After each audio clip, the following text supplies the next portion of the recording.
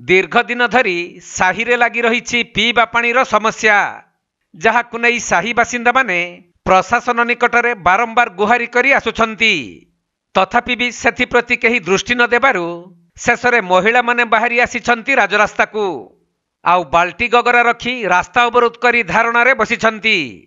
तबे दीर्घ दिन हेब हरिजन साही बस्ती रे पीवा पानी पई डहळ बिकळ हेउछंती साही बासिंदा, जेउथिपाई बारंबार गुहारी करिथिले भी आज पर्यंत केही भी सही समस्यार समाधान न करिबारु रायगड़ा जिला काशीपुर ब्लॉक टिकरी स्थित मुख्य रास्ता रे बाल्टी गगरा रखी रास्ता अवरोध करी बसिछंती महिला माने।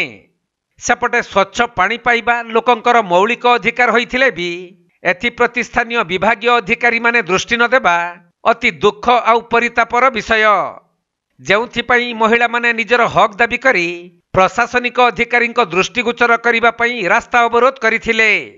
तेणु एथिप्रति विभागीय अधिकारी माने यथाशीघ्र दृष्टि देबा आवश्यक।